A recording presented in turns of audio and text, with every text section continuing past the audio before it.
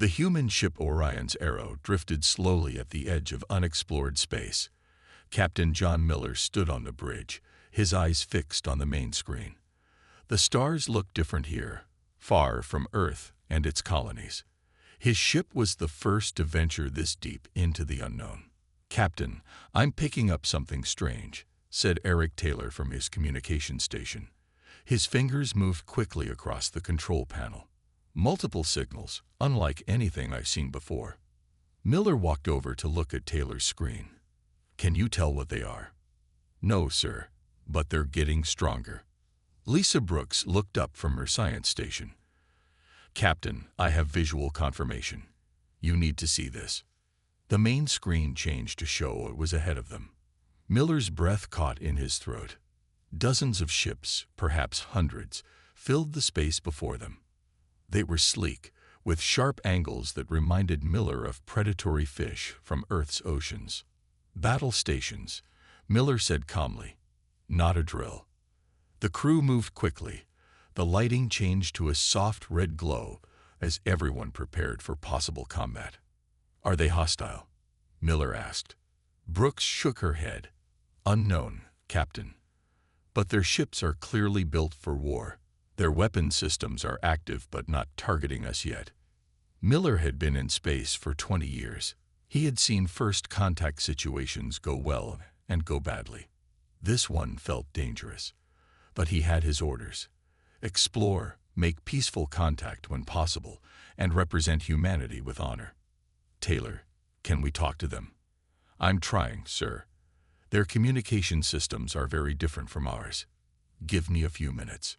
Chief Engineer Samantha Green's voice came through the ship's system. "Captain, I'm reading unusual energy signatures from their fleet. Their faster-than-light drive works on principles I've never seen before." "Is that good or bad for us?" Miller asked. "Could be good," Green said after a pause. "Their shields might not be designed to stop our weapons, if it comes to that." Miller hoped it wouldn't. "Taylor, any progress?" "Yes, sir. I've established a basic link. They can hear us now, and I think I can translate their response." "Open the channel," Miller ordered. Taylor nodded. "Channel open." Miller straightened his uniform jacket.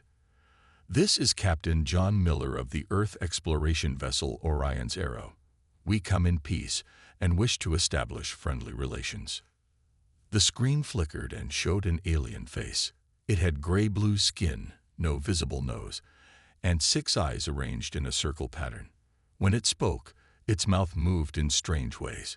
"I am Supreme Commander Zactor of the Valkyrie Collective." Taylor's translation came through with a slight delay. "You have entered our territory." "We apologize for any intrusion," Miller said. "We are explorers and did not know this space was claimed." The alien made a sound that might have been laughter. "Your primitive vessel and species are of no concern to us. Our scans show your technology is far inferior to ours." Miller kept his face neutral. "Perhaps we could share knowledge and—" "Silence," Zactor interrupted. "The Valkyrie do not share. We take what we want.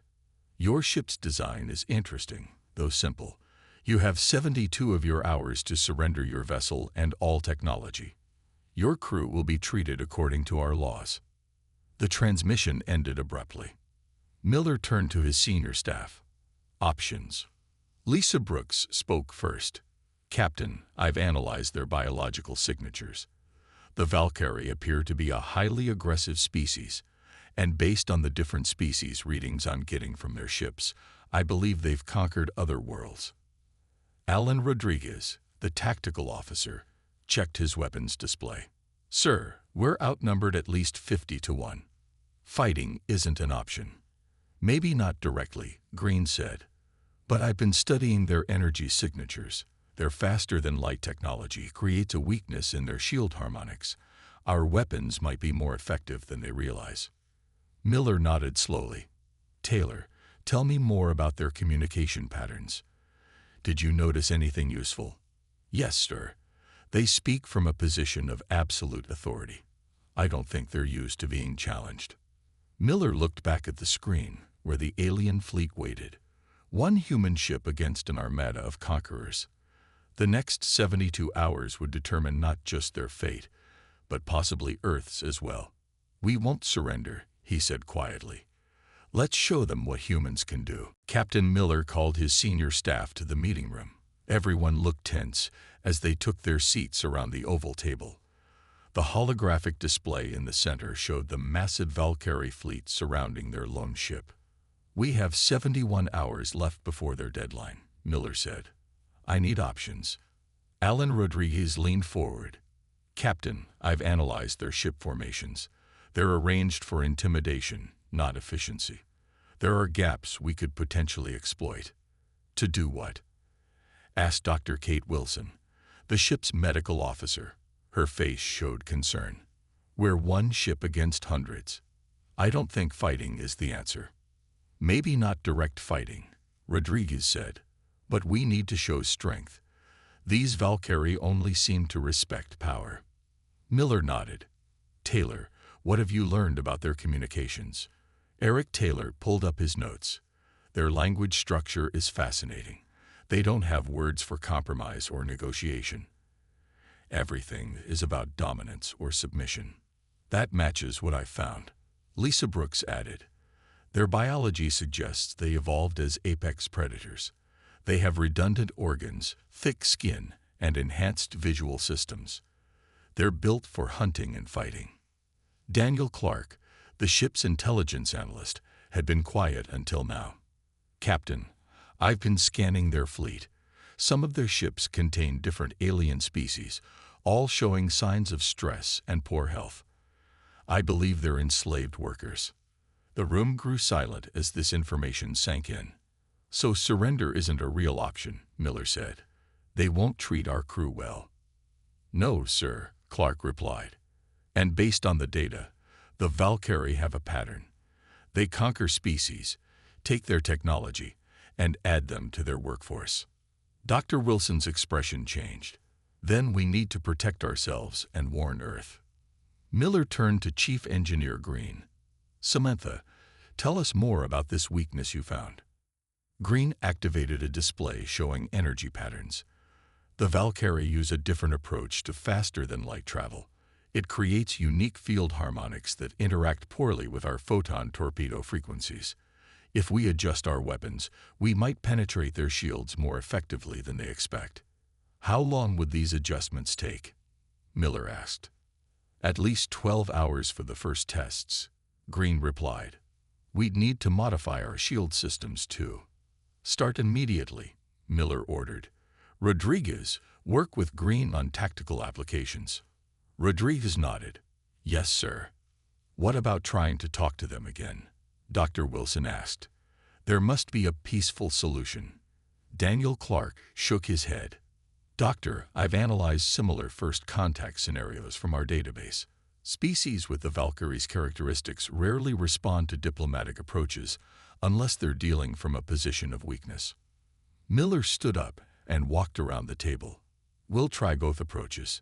Taylor, keep working on communication. Try to find terms they might understand. Brooks, learn everything you can about their biology and psychology.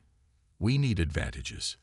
And if nothing works," Dr. Wilson asked quietly. Miller's face was serious. "Then we make sure Earth knows about the threat. The Orion's Arrow is equipped with long-range data buoys. If needed, we'll launch them with all our information before we engage." "You mean to fight?" Dr. Wilson looked shocked. "I mean to survive," Miller corrected, "and to protect Earth. But we won't fire first. That's not who we are." The meeting ended, and the crew moved with purpose. In engineering, Green and her team began modifying the ship's systems. On the bridge, Miller watched the alien fleet on the main screen. "Captain," Taylor called out, "the Valkyrie commander is contacting us again." Miller straightened his uniform. "Put him through." Commander Zactor's six-eyed face appeared. "Human, have you decided to surrender?" "We're still considering our options," Miller replied calmly. "There are no options," Zactor said. "Only submission. Your time is running out." "We understand," Miller said, But you should understand something too. Humans don't give up easily. The alien's eyes narrowed. That will make breaking you more interesting. As the screen went dark, Miller turned to his crew. Let's get to work. We have less than 3 days to prepare. 48 hours remained before the Valkyrie deadline. The crew of the Orion's Arrow worked without rest. In engineering, Chief Green's team modified the ship's weapons systems. On the bridge, Captain Miller prepared for another conversation with Commander Zakhtar. "Ready, sir," Taylor said from his communication station. "Channel open." Miller nodded. "Commander Zakhtar, this is Captain Miller. I wish to discuss terms." The alien commander appeared on screen. His 6 eyes blinked in sequence. "There are no terms to discuss. Only surrender." "I believe there's another way," Miller said calmly. "Our scans show you collect technology from other species. We have much to offer through trade. Medical advances, energy systems, cultural exchange." Zakhtar made a sound like grinding stones. "Cultural exchange. Your species truly is primitive. The Valkyrie Collective does not trade. We take." Miller tried a different approach. "Our ship is just one explorer, but Earth has a fleet. If we don't return, they will come looking." "Let them come," Zakhtar replied. "We will add their ships to our collection as well." Lisa Brooks, watching from her science station, whispered to Miller. "Captain, his outer eye membranes are pulsing rapidly. In many species that indicates excitement or anticipation." Miller understood. The threat of more ships wasn't scaring Zakhtar. It was exciting him. The Valkyrie lived for conquest. "Commander," Miller said, "war between our species would be wasteful. Surely we can find common ground." Taylor, who had been studying the Valkyrie language, looked up with concern. "Captain, I don't think common ground translated well. Their language has no direct concept for mutual benefit." Zakhtar's face showed what might have been amusement. "You speak like prey, human, always seeking to avoid the inevitable. The strong consume the weak. This is the only truth that matters." Miller tried one last approach. "We've analyzed your fleet, Commander.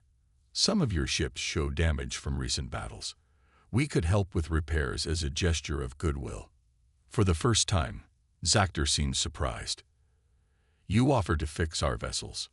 Why would the hunted help the hunter?" "Because humans believe in more than just conquest," Miller replied. "We believe in cooperation, in building something greater than ourselves." The alien commander was silent for a moment. Then he laughed, a harsh sound that made the bridge crew wince. "Your species is even weaker than I thought," Zakhtar said. "You have 46 hours remaining. When that time expires, we will take your ship. Those who resist will die. Those who surrender will serve. This is your only future." The transmission ended abruptly. Daniel Clark looked up from his intelligence station. "Captain," during that conversation, 3 Valkyrie ships changed position. "They're moving to cut off potential escape routes." Miller nodded. "They never intended to wait the full 72 hours. They're getting ready to attack." "Should we launch the data buoys now?" Rodriguez asked. "To warn Earth?" "Not yet," Miller decided. "If we launch them too early, the Valkyrie might detect and destroy them." Dr. Wilson, who had come to the bridge, looked concerned. "So diplomacy has failed." "It was always a long shot," Miller admitted. "But we had to try." "What about the crew, Doctor? How are they holding up?" "Tired but determined," Wilson replied. "Everyone understands what's at stake." Green's voice came through the ship's communication system. "Captain, we've completed the first phase of modifications. Weapons are at 82% of projected efficiency. Shields at 76%. "Good work," Miller said. "How soon can we be ready for potential combat?" 6 more hours for full implementation," Green answered. "But we could manage with what we have now if necessary." Miller looked at the tactical display, showing the Valkyrie ships slowly closing in around them. "Necessary might come sooner than we'd like. Rodriguez, run battle simulations with our current capabilities. Taylor, continue monitoring their communications for any tactical information. He turned to Brooks. Anything else we should know about the Valkyrie? The science officer nodded. Yes, sir. I've analyzed their biological data more thoroughly. They have poor low-light vision and seem to struggle with rapid light changes. That might give us an advantage. Miller smiled for the first time in hours. Good work, everyone. They think we're easy prey. Let's prove them wrong. Captain Miller was drinking his third cup of coffee when the alarm sounded. Only 38 hours had passed since the Valkyrie ultimatum. The aliens had decided not to wait. Battle stations, Miller ordered, rushing to the bridge. The crew was already in position when he arrived.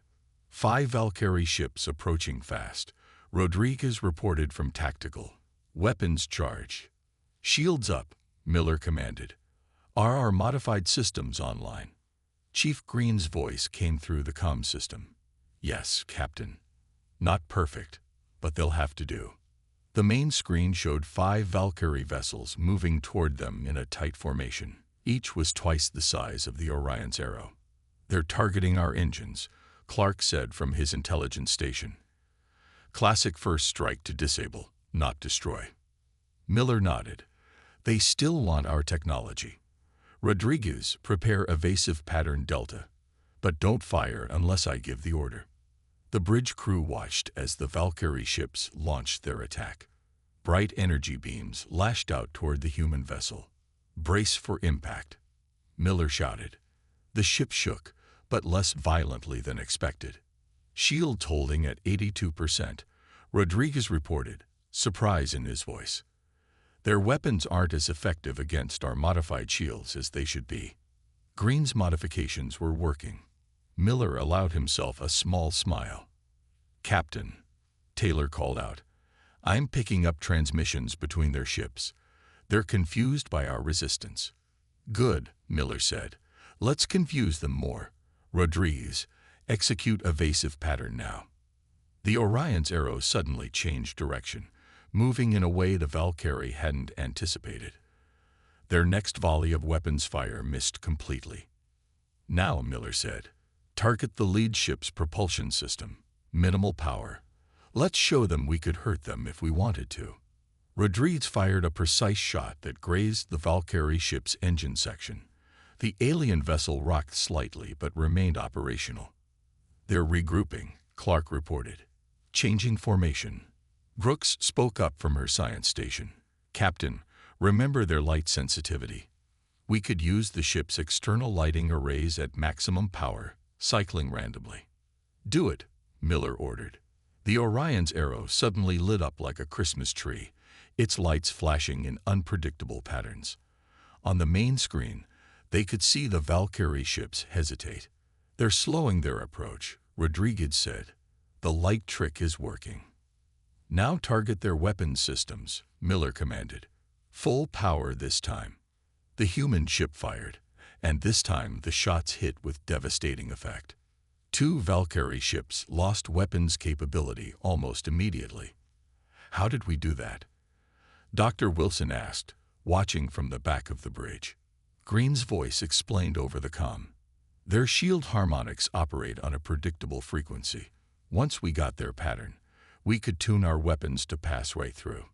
The 3 remaining Valkyrie ships began firing again, but their shots seemed less coordinated. Captain, Taylor reported, there's increased communication among their fleet. More ships are moving to join the attack. Miller nodded. They're not used to resistance. Rodriguez, target the engines on those 2 disabled ships. Let's make sure they can't get back in the fight. 2 more precise shots left the Valkyrie ships drifting powerless in space. Sir, Clark said, the disabled ships have life support, but can't maneuver or fight. Should we finish them off? The bridge went quiet as everyone looked at Miller. No, the captain decided. We're not killers. Hail the disabled ships, Taylor. Taylor opened a channel. Channel open. Sir. Valkyrie vessels, Miller said. Your ships are disabled, but your life support remains intact. We could destroy you, but that's not our way. We offer assistance with emergency repairs if you agree to leave this area peacefully. There was a long silence before a response came. It wasn't what they expected. Deception, a Valkyrie voice replied. Weakness disguised as mercy. The collective will not be fooled. Miller sighed. Keep the offer open. Meanwhile, prepare for the next wave. They won't underestimate us again. The remaining Valkyrie ships pulled back slightly, regrouping with the newcomers that were rapidly approaching. Captain, Brooks said, I don't think they've ever encountered a species that showed mercy before. They don't know how to respond to it. Then they'll learn something new about humanity today. Miller replied, watching as more Valkyrie ships appeared on the tactical display. Along with a few other lessons, the battle had been going on for 16 hours.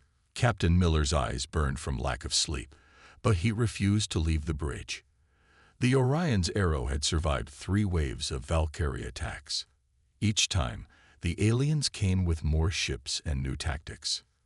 Captain, you need rest, Dr. Wilson said quietly, standing beside his chair. You've been awake for almost 40 hours. Miller shook his head. Not while my ship is in danger. The whole crew is in danger if their captain can't think clearly, Wilson insisted. She held out a small cup. At least take this. It's a mild stimulant that will help you focus. Miller took the medicine and swallowed it. Thank you, Doctor. How's the rest of the crew holding up? Tired but determined, Wilson replied. I've put everyone on rotating rest shifts. 4 hours on, 2 hours off. On the main screen, they could see the Valkyrie fleet regrouping again. There were now 30 ships surrounding them, including a large command vessel that had arrived 3 hours ago. They're learning, Rodriguez said from Tactical. Each attack is more coordinated than the last. Green's voice came through the comm. Captain, I've been studying their attack patterns. Their neural interfaces with their ships seem slower than ours. We have a reaction time advantage of about 0.8 seconds. Miller leaned forward. Is that enough to make a difference? It could be, Green replied. If we program automated countermeasures to launch the instant they fire, we might avoid most of their attacks. Do it, Miller ordered. Brooks looked up from her science station. I've been analyzing their psychology based on their tactics. The Valkyrie hate to look weak in front of each other. They take bigger risks when other ships are watching. How can we use that? Miller asked. We could target the ships that hang back, Brooks suggested. The ones giving orders. It might force the others to act rashly to prove themselves. Clark nodded. Their command structure is very hierarchical. If we can disrupt their leadership, the rest might become disorganized. Miller considered this. Rodriguez, can you identify which ships are giving the orders? Rodriguez studied his tactical display. Yes, sir. There's a pattern to their communications before each attack. This larger vessel here seems to be coordinating everything. Then that's our target, Miller decided. Not to destroy it, but to disrupt its ability to command. Taylor called out from communications. Captain, the Valkyrie commander is hailing us again. Put him through, Miller said, straightening in his chair despite his exhaustion. Commander Zactor appeared on screen. His face showed what might have been frustration. Your resistance is unexpected, human. You fight well for prey. We're not prey, Commander, Miller replied calmly. Perhaps it's time to consider that we might be equals. Never, Zactor hissed. But I offer you one chance. Surrender now, and some of your crew may live as servants. Continue fighting, and all will perish. Miller smiled slightly. We have another option to suggest. Withdraw your fleet, and we'll forget this encounter happened. You can tell your leaders you found nothing of interest here. For a moment, Zactor seemed speechless. Then his 6 eyes blinked rapidly. You are either very brave or very foolish, human. Maybe both, Miller admitted. But consider this. We're one ship. You've thrown 30 vessels at us, and we're still here. How will your leaders react when they learn that one human ship held off the mighty Valkyrie collective? Zactor's face showed a new emotion. Uncertainty. This conversation is over. Prepare to be destroyed. The screen went dark. They're moving again, Rodriguez reported. All ships advancing. Miller turned to his crew. Implement Green's automated countermeasures. Focus our attack on their command vessel's communication arrays. Let's cut off the head and see if the body gets confused. As the Valkyrie fleet moved forward, Miller felt the stimulant kicking in. His mind was clearer now, sharper. The odds were still overwhelming, but something was changing. The Valkyrie weren't fighting with their earlier confidence. They had expected an easy victory and found a determined opponent instead. Ready all weapons, Miller ordered. Let's show them what one human ship can really do. The Orion's arrow shook violently as another Valkyrie blast hit the shields. Captain Miller gripped his chair to stay upright. Shields at 43%, Rodriguez reported. We can't take much more of this. The battle had entered its 22nd hour. The crew was running on stimulants and determination. Their plan to target the Valkyrie command ship had partially worked. The enemy's attacks were less coordinated now, but there were simply too many of them. Captain, Taylor called from communications. I'm picking up new signals. Many new signals. Miller's heart sank. More Valkyrie ships. Taylor's eyes widened as he studied his screen. Yes, sir. A lot more. At least 50 vessels approaching from Sector 7. We can't fight that many, Dr. Wilson said quietly. Everyone on the bridge knew she was right. Miller stood up. Launch the data buoys now. Make sure Earth knows about the Valkyrie threat. Clark nodded. Launching all buoys, Captain. Setting random trajectories to maximize chances of at least one reaching human space. 5 small objects shot away from the Orion's arrow, each heading in a different direction. The Valkyrie ships didn't seem to notice them. Sir, Taylor said, his voice suddenly changing. I'm detecting something strange in the Valkyrie communications. They sound afraid. Miller looked at him. Afraid of us? After all this time? No, Taylor replied. Not of us. They keep repeating some term I can't translate properly. Something like the returners or the coming back ones. Brooks moved to Taylor's station and studied his readings. He's right, Captain. Their communication patterns show signs of panic, and they're not talking about us. Rodriguez pointed at the tactical display. Sir, the reinforcement fleet isn't moving toward us anymore. They're forming a defensive line, but not against our position. Show me, Miller ordered. The main screen changed to show the new Valkyrie ships. They were forming a wall between the existing battle and empty space beyond. What are they defending against? Miller wondered aloud. His answer came seconds later as new objects appeared on the sensors. Captain, Clark said, his voice filled with awe. I'm detecting ships approaching. But they're not Valkyrie. The design is completely different. The main screen showed sleek vessels that seemed to shimmer as if they weren't fully solid. They moved with impossible grace, flowing through space like water. There are 15 of them, Rodriguez reported. Each one about 3 times the size of our ship. Their energy readings are off the charts. Before Miller could respond, the new ships opened fire on the Valkyrie fleet. Their weapons cut through the Valkyrie shields as if they weren't there. 3 enemy ships exploded immediately. The Valkyrie are breaking formation, Clark reported. They're retreating. Taylor looked up from his station. Captain, we're being hailed, not by the Valkyrie, but by the new arrivals. Miller straightened his uniform. Put them through. The screen filled with an image that made everyone on the bridge gasp. The being looking back at them appeared almost human, but with pale blue skin and eyes that seemed to contain galaxies. Greetings, warriors of Earth, the being said in perfect English. I am Sentinel Area of the Luminar Concord. We have been observing your battle with interest. Miller cleared his throat. How do you know our language, and how do you know we're from Earth? Area smiled. an expression that looked surprisingly human. "We have been watching your world for some time, Captain Miller. Your species has great potential. The way you fought against impossible odds impressed us."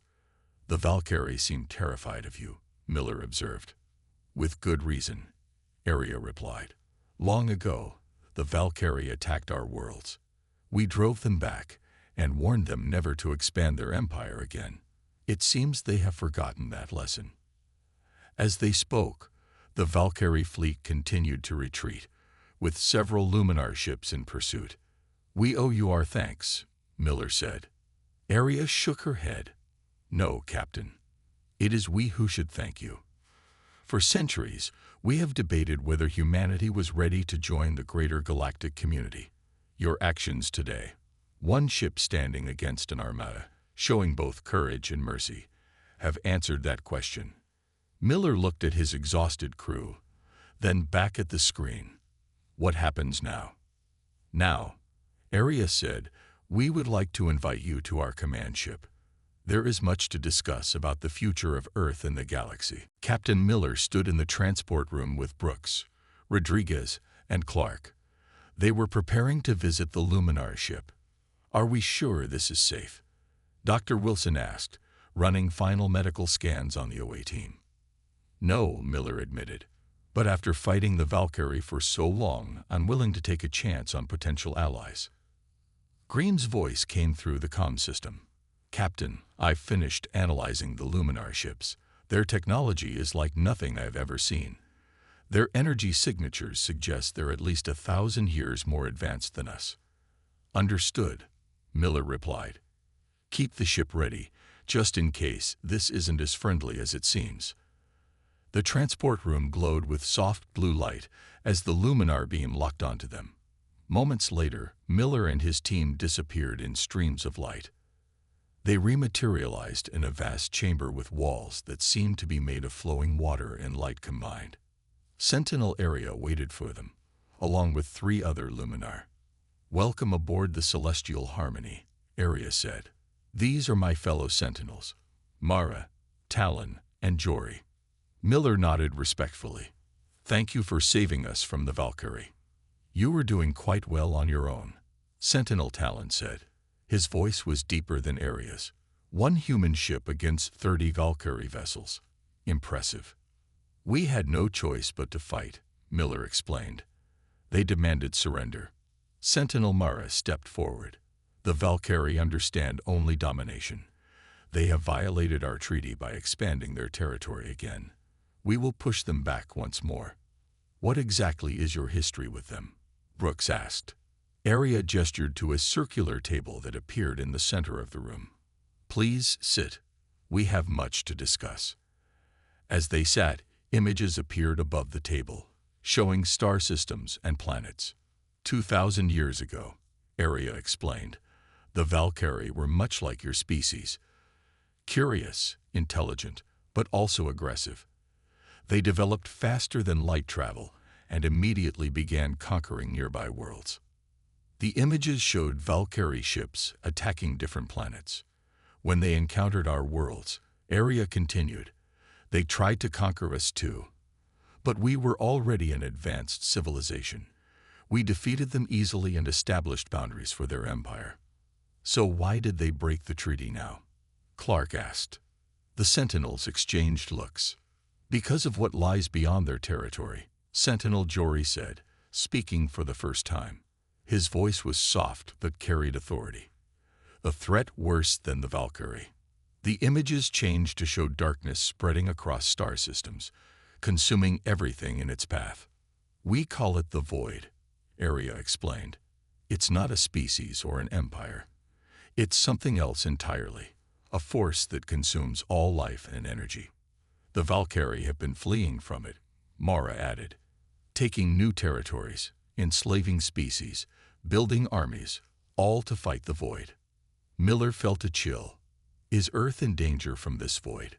"Not immediately," Aria said, "but eventually it will threaten all life in this galaxy if it's not stopped." Rodriguez leaned forward. "Can it be stopped?" "We believe so," Talon replied. The Luminar have been studying it for centuries. We have theories, but we need help to implement them. What kind of help? Brooks asked. Arya smiled. The kind that only humans may be able to provide. Your species has something rare. Adaptability. You faced the Valkyrie with one ship and survived. You showed both courage and mercy. These qualities may be crucial in the coming conflict. Miller looked troubled. So you want Earth to join a war against this void? We want an alliance, Arya corrected. The Valkyrie approach was wrong. They conquer and enslave. We seek willing partners. Your ship's actions have proven humanity is ready to join the greater galactic community. What about the Valkyrie? Clark asked. Will you destroy them? No, Jory said. Despite their aggression, they too have a role to play. We hope to bring them back to the Alliance, but as equals, not conquerors. Miller stood up slowly. I need to discuss this with my full crew and eventually with Earth's leaders. This is far bigger than just our ship. Of course, Arya agreed. But first, there is someone else you should meet. She gestured toward a doorway that appeared in the flowing wall. A tall figure stepped through, and Miller gasped in shock. Allow me to introduce Ambassador Zara, Arya said. She is human, from your colony on Alpha Centauri. 3 days later, Captain Miller stood on the bridge of the Orion's Arrow, watching as the Luminar fleet escorted the remaining Valkyrie ships back to their territory. His crew had rested, and the ship's systems were mostly repaired with Luminar help. I still can't believe it, Dr. Wilson said, standing beside him. We have colonies on Alpha Centauri, and Earth doesn't even know. Ambassador Zara had explained everything. 20 years ago, a secret Earth mission had discovered a wormhole near Pluto. They traveled through it and found themselves near Alpha Centauri. There, they encountered the Luminar, who helped them establish a hidden colony.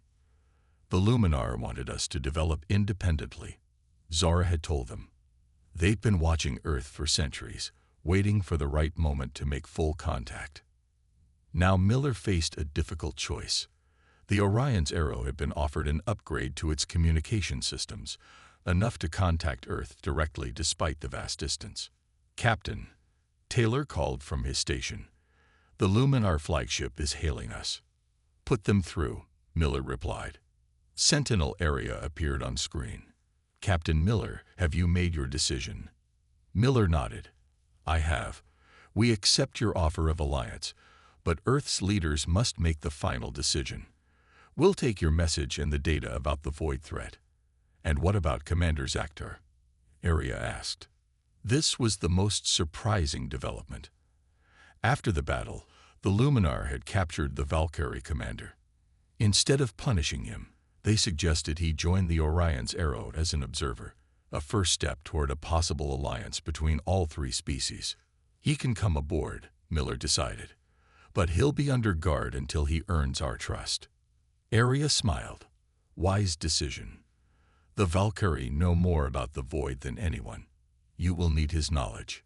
The screen changed to show a different part of the Luminar ship, where Zactor waited. The Valkyrie commander looked different now, less arrogant, almost thoughtful. You still show mercy, human, Zactor said, even to an enemy who gave none. That's how we do things, Miller replied.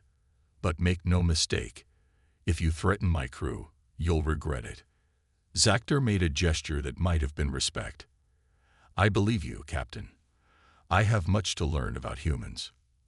After the communication ended, Green's voice came through the system. Captain, the Luminar have finished installing the upgraded communication array. We can send a message to Earth whenever you're ready. Miller looked at his senior staff gathered on the bridge. Prepare a full report. Include everything.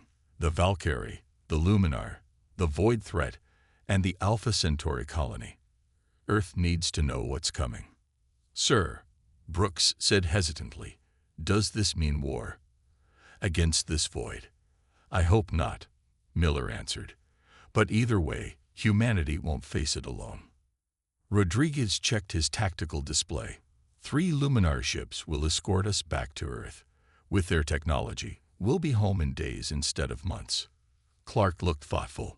One ship. That's all it took to change everything. If we hadn't been here, if we hadn't fought back, Earth would have remained isolated and unprepared. Miller finished the thought. Sometimes the biggest changes happen because of the smallest choices. The Orion's arrow moved away from the Luminar flagship, its new ally Zactor now on board, and its course set for Earth. The message pods they had launched earlier would arrive first, warning Earth about the Valkyrie. But no one could be prepared for the full truth they were bringing home. As they prepared to jump to faster-than-light speed, Miller looked out at the stars. The universe had just become much bigger, much more dangerous, and much more wonderful than any human had imagined. And it had all started with one ship, one crew, one decision to stand their ground. "Set course for Earth," Miller ordered. "Let's go home and deliver the news. Everything is about to change." The ship's engines hummed to life, powered by luminar enhancements. The stars stretched into lines of light as they accelerated to impossible speed, carrying humanity's future with them.